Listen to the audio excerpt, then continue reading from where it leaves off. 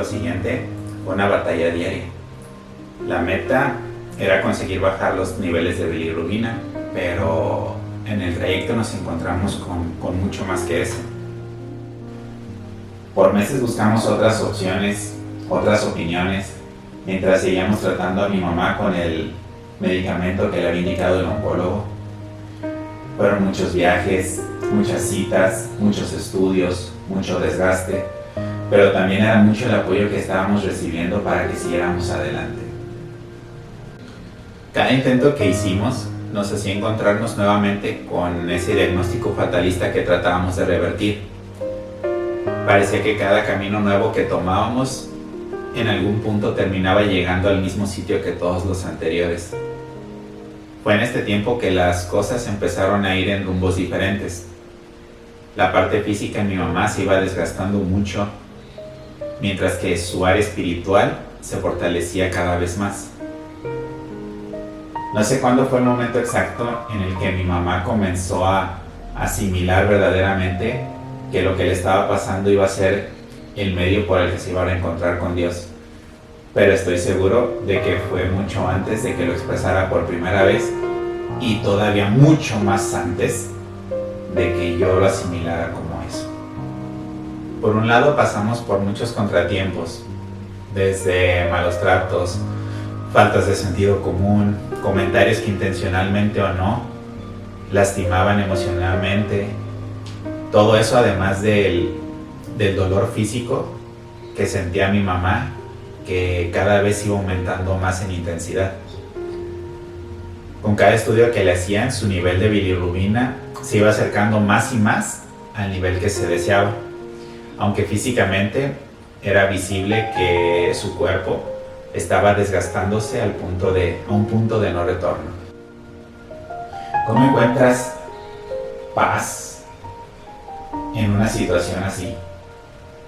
La explicación solamente tiene que ser Dios. Desde luego que mi mamá tuvo sus momentos de crisis, en su humanidad manifestando tristeza y a veces frustración, pero era increíble lo rápido que se reponía a ellos. A veces en nuestra vida diaria nos enojamos por pequeñeces y tardamos años y años en perdonar a alguien, o tal vez nunca lo hacemos, estando en condiciones óptimas. Por eso era más sorprendente lo que veía en mi mamá. A pesar de que humanamente tenía justificación, siempre que nos pedía algo, al final nos decía: ay, disculpa toda la lata que les doy. No porque alguno de nosotros lo hubiera recriminado, sino porque ella entendía y nos decía: es que yo sé lo cansado que puede llegar a ser el estar cuidando a una persona enferma.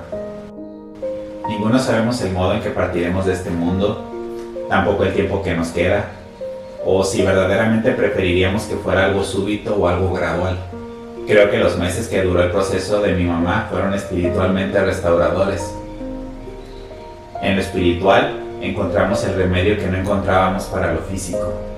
Estos meses también le permitieron a mi mamá ver amigos que tenía años sin ver, familiares que hacían viajes exclusivamente para ver a mi mamá, para acompañarla y hacerla sentir querida, a los familiares cercanos asistiendo un día sí y al otro también,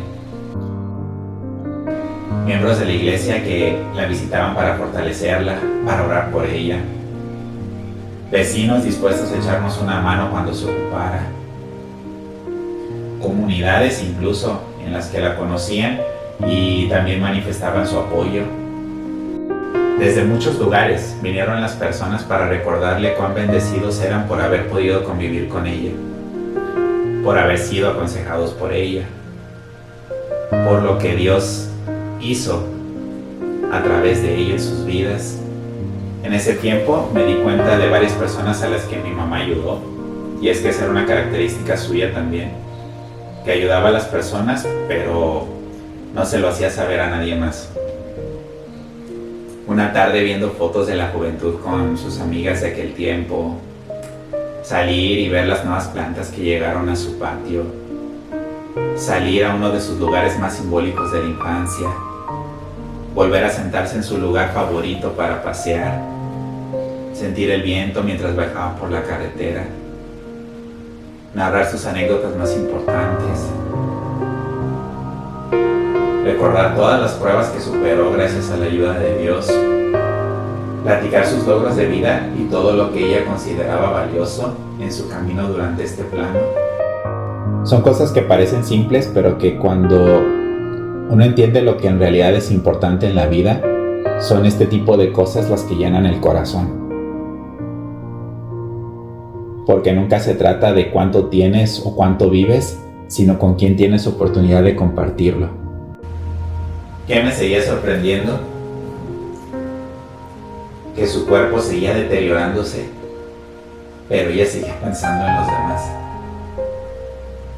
En este lapso me acompañó a varios de mis eventos de trabajo, como siempre lo hizo. Estaba por un rato y cuando se cansaba se regresaba a la casa.